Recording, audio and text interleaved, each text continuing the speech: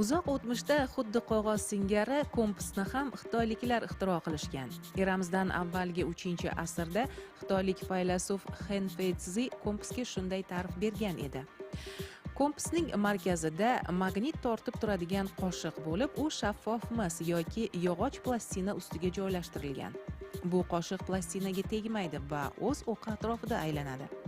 Plastinada esa burjlar va dunyo qutblarining belgilari aks ettirilgan.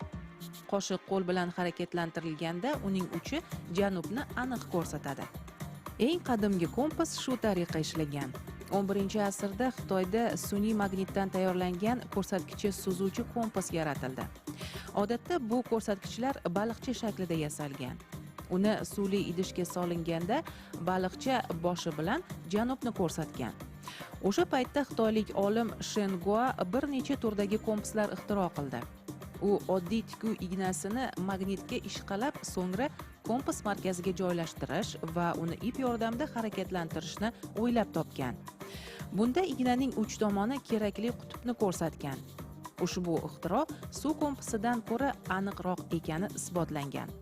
11-asrda ko'plab Xitoy kemalarida suv kompasidan foydalanilgan. Bu moslama aynan kema kapitani joyiga o'rnatilgan.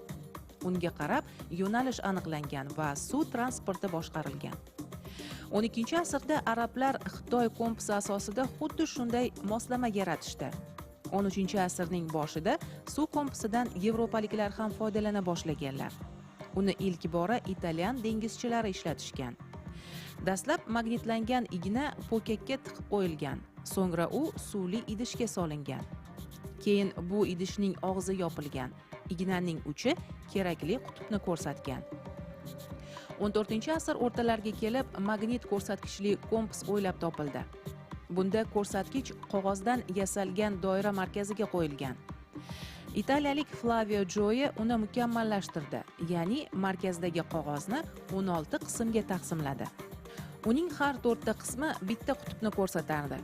Keyinchalik bu doira 32 qismga bo'lindi. 16-asrga kelib kompas ko'rsatkichini to'lqinlarda tebranishdan saqlash maqsadida u yanada takomillashtirildi. Yillar o'tib elektromagnit, elektron va girokompaslar ham ixtiro qilindi. 20-asrda German Anschuti Kempfi tomonidan yaratilgan girokompas magnit qutbni emas, balki shimoliy qutbni aniq ko'rsatadi. U asosan kemalarga o'rnatilib, navigatsiyada foydalaniladi. Elektron kompas esa eng zamonaviy moslama bo'lib, sun'iy yo'ldosh orqali ishlaydi. Uzoq o'tmishda ixtiro qilingan kompas bugungi kunda ham katta ahamiyatga ega. Bu moslamasiz topograf va geologlarning faoliyatini tasavvur etib bo'lmaydi. Shuningdek, sayyohlar, dengizchi va uchuvchilar ham undan keng foydalanishadi.